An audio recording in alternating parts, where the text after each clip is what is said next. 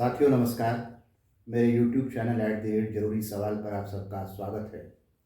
उत्तर प्रदेश से लेकर गुजरात और मध्य प्रदेश से लेकर के छत्तीसगढ़ तक ये खबरें अब तेज़ी से आने लगी हैं कि लाउड स्पीकर की वजह से जगह जगह पर तनाव पैदा हो रहे हैं।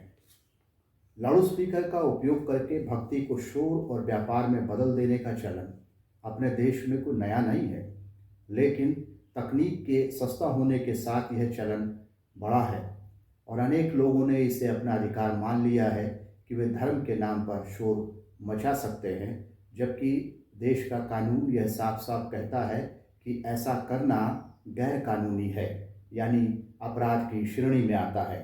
धर्म के नाम पर शोर मचाने वाले, ध्वनि प्रदूषण फैलाने वाले के काम को कुछ असामाजिक लोग अपना अधिकार समझते हैं, जबकि यह उनका अधिकार बिल्कुल नहीं है। जिस समय वे धर्म के नाम पर शोर मचाकर देश के कानून को तोड़ रहे होते हैं, उसी समय वे कई अधार्मिक काम भी कर रहे होते हैं। ये बातें किसी एक धर्म के मानने वालों और मानने वालियों के लिए ही नहीं, बल्कि अलग अलग धर्मों को मानने वाले और मानने वालियों पर लागू होती हैं। इसलिए धर्म के नाम पर कानून तोड़ने और अधार्मिक काम करने के उदाहरण लगभग सभी धर्म को मानने वाले लोगों में मिलते हैं। यह अपराध केवल मंदिर, मस्जिद, गुरुद्वारे, गिरजे वाले ही नहीं, बल्कि और भी लोग कर सकते हैं और करते हैं।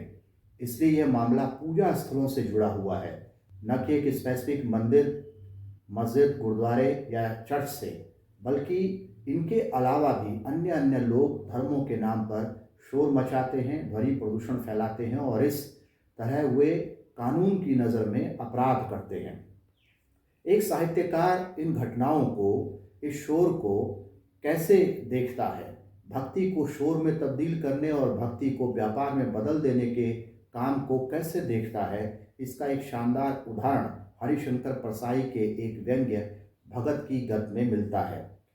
मैं इस व्यंग्य को आपके लिए पढ़ने जा रहा हूँ, लेकिन इस व्यंग्य को सुनते हुए यह सावधानी रखने की नितांत ज़रूरत है कि भगत शब्द में अजान देने वाले, भजन करने वाले, प्रेयर करने वाले और शब्द कीर्तन वाले और ऐसे अन्य लोग शामिल हैं। यानी यहाँ पर भगत शब्द का इस्तेमाल भले ही एक स्पेसिफिक संदर्भ में किया गया हो, मैं इस बात को आपके सामने इसके व्यापक अर्थ में रख रहा हूँ और इसी तरह से जो मंदिर है उसका अर्थ भी व्यापक संदर्भ में ही समझना चाहिए। यानी मंदिर को पूजा स्थल समझ करके आप इस व्यंग्य को सुनिए और इसका आनंद लीजिए और इसमें बैठी हुई जो वैचारिकी है उसके साथ यात्रा कीजिए। तो चलो सुनते हैं हरिशंकर परसाई के व्यंग्य भगत की गत। उस दिन जब भगत जी की मौत हुई तब हमने कहा था भगत जी स्वर्गवासी हो गए हैं, पर अभी यह मालूम हुआ कि भगत जी स्वर्गवासी नहीं नरकवासी हुए हैं। मैं कहूँ तो इस पर किसी को भरोसा नहीं होगा, पर यह सही है कि उन्हें नरक में डाल दिया गया है और उन पर ऐसे जघन्य पापों के आरोप लगाए गए हैं कि निकट भविष्य में उनके नरक से छूटने की कोई आशा नहीं है। अब हम उनकी आत्मा की शांति के लिए प्रार्थना करें तो भी कुछ नहीं होगा। बड़ी से बड़ी शोक सभा भी उन्हें नरक से नहीं निकाल सकती। सारा मोहल्ला अभी भी याद करता है कि भगत जी मंदिर में आधी रात तक भजन करते थे। हर 2-3 दिनों में वे किसी समर्थ श्रद्धालु से मंदिर में लाउड स्पीकर लगवा देते और उस पर अपनी मंडली समेत भजन करते। पर्व पर तो 24 घंटे लाउड स्पीकर पर अखंड कीर्तन होता। 1-2 बार मोहल्ले वालों ने इस अखंड कोलाहल का विरोध किया तो भगत जी ने भक्तों की भीड़ जमा कर ली और दंगा कराने पर उतारू हो गए। वे भगवान के लाउड स्पीकर पर प्राण देने और प्राण लेने पर तुल गए थे। ऐसे ईश्वर भक्त जिन्होंने अरबों बार भगवान का नाम लिया नरक में भेजे गए और अजामिल जिसने एक बार भूल से भगवान का नाम ले लिया अभी भी स्वर्ग में मजे लूट रहा है।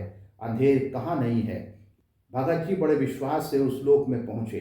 बड़ी देर तक यहाँ वहाँ घूमकर देखते रहे। फिर एक फाटक पर पहुंचकर चौकीदार से पूछा, स्वर्ग का प्रवेश द्वार यही है ना? चौकीदार ने कहा, हाँ यही है। वे आगे बढ़ने लगे तो चौकीदार ने रोका। प्रवेश पत्र यानी टिकट दिखाइए पहले। भगत जी को क्रोध आ गया। बोले, मुझे भी टिकट लगेगा यहाँ? मैंने कभी टिकट नहीं लिया। सिनेमा में बिना टिकट देखता था और रेल में भी बिना टिकट बैठता था। कोई मुझसे टिकट नहीं मांगता। आप यहाँ स्वर्ग में टिकट मांगते हो? मुझे जानते हो? मैं भगत जी हूँ। चौकीदार ने शांति से कहा, होंगे, पर मैं बिना टिकट के नहीं जाने दूंगा। आप पहले उस दफ्तर में जाइए, वहाँ आपके पाप पुण्य का हिसाब होगा, तब आपको टिकट मिलेगा। भगत जी उसे ठेलकर आगे बढ़ने लगे। तभी चौकीदार एकदम पहाड़ सरीखा हो गया और उसने उन्हें उठाकर दफ्तर की सीढ़ी पर खड़ा कर दिया। भगत जी दफ्तर में पहुंचे। वहां एक बड़ा देवता फाइलें लिए बैठा था। भगत जी ने हाथ जोड़कर कहा, आहा, मैं पहचान गया, भगवान कार्तिकेय विराजे हैं। फाइल से सर उठाकर उसने कहा, मैं कार्तिकेय नहीं हूँ। झूठी चापलूसी बंद करो। जीवन भर वहाँ तो कुकर्म करते रहे हो और यहाँ आकर हैं करते हो। नाम बताओ। भगत जी ने नाम बताया, धाम बताया। उस अधिकारी ने कहा, तुम्हारा मामला बड़ा पेचीदा है। हम अभी तक तय नहीं कर पाए हैं कि तुम्हें स्वर्ग दें या नरक। तुम्हारा फैसला खुद भगवान करेंगे। भगत जी ने कहा, मेरा मामला तो बिल्कुल सीधा है। मैं 16 आने धार्मिक आदमी हूँ। नियम से रोज भगवान का भजन करता हूँ। कभी झूठ नहीं बोला, कभी चोरी नहीं की। मंदिर में इतनी स्त्रियां आती हैं, पर मैं सबको माता समझता था। मैंने कभी कोई पाप नहीं किया। मुझे तो आंख मूंद कर आप स्वर्ग में भेज सकते हैं। अधिकारी ने कहा, भगत जी, आपका मामला उतना सीधा नहीं है जितना आप समझ रहे हैं। परमात्मा खुद उसमें दिलचस्पी ले रहे हैं। आपको मैं उनके सामने हाजिर किए देता हूँ। एक चपरासी भगत जी को भगवान के दरबार में ले चला। भगत जी ने रास्ते में स्तुति शुरू कर दी। जब वे भगवान के सामने पहुंचे तो बड़े जोर से भजन गाने लगे। हम भक्तन के भगत हमारे, सुन अर्जुन प्रतिज्ञा मेरी, यह व्रत टरे न टारे। भजन पूरा करके गदगद वाणी में बोले, आहा, जन्म जन्मांतर की मनोकामना आज पूरी हुई है। प्रभु, अपूर्व रूप है आपका। जितनी फोटो आपकी संसार में चल रही है उनमें से किसी से नहीं मिलता। भगवान स्तुति से बोर हो रहे थे। रुखाई से बोले, अच्छा अच्छा ठीक है, अब क्या चाहते हो सो बोलो। भगत जी ने निवेदन किया, भगवान, आपसे क्या छिपा है? आप तो सबकी मनोकामना जानते हैं। कहा है, राम झरोखा बैठी के सबका मुजरा ले, जाकी जैसी चाकरी ताको तैसा दे। प्रभु, मुझे स्वर्ग में कोई अच्छी सी जगह दिला दीजिए। प्रभु ने कहा, तुमने ऐसा क्या किया है जो तुम्हें स्वर्ग मिले? भगत जी को इस प्रश्न से चोट लगी। जिसके लिए इतना किया वही पूछता है कि तुमने ऐसा क्या किया? भगवान पर क्रोध करने से क्या फायदा? यह सोचकर भगत जी गुस्सा पी गए। दीन भाव से बोले, मैं रोज आपका भजन करता था। भगवान ने पूछा, लेकिन लाउडस्पीकर क्यों लगाते थे? भगत जी सहज भाव से बोले, उधर सभी लाउडस्पीकर लगाते हैं। सिनेमा वाले, मिठाई वाले, गाजर वाले, सभी उसका उपयोग करते हैं, तो मैंने भी कर लिया।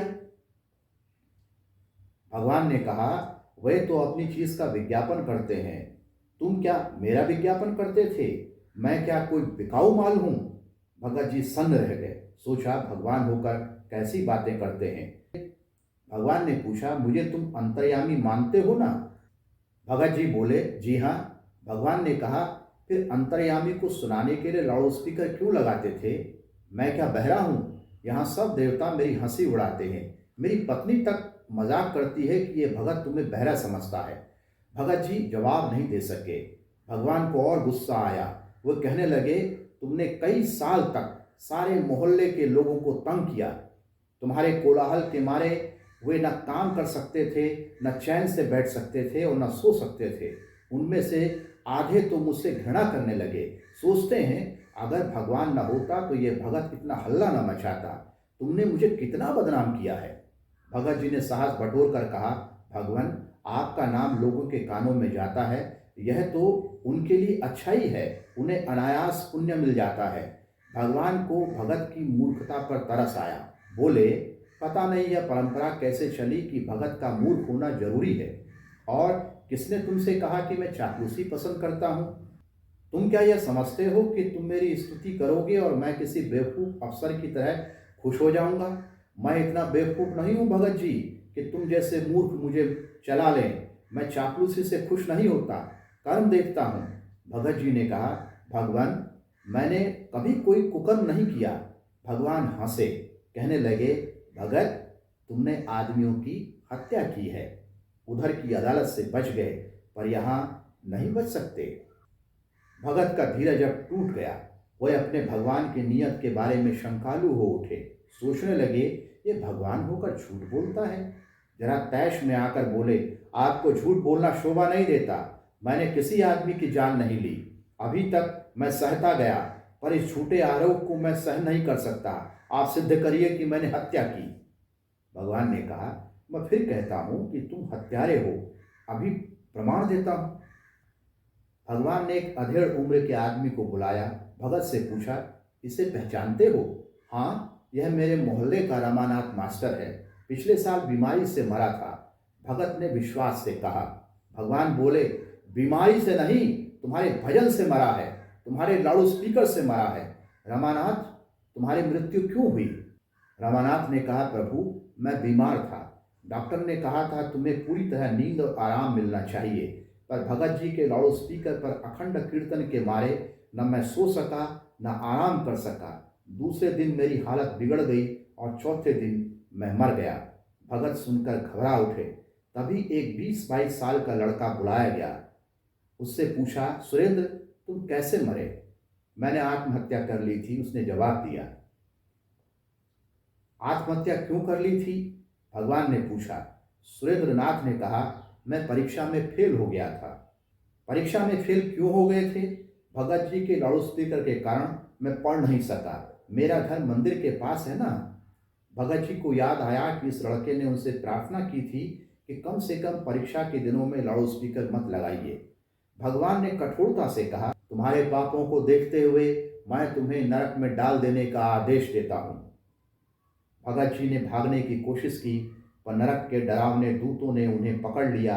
अपने भगत जी, जिन्हें हम धर्मात्मा समझते थे, नरक भोग रहे हैं।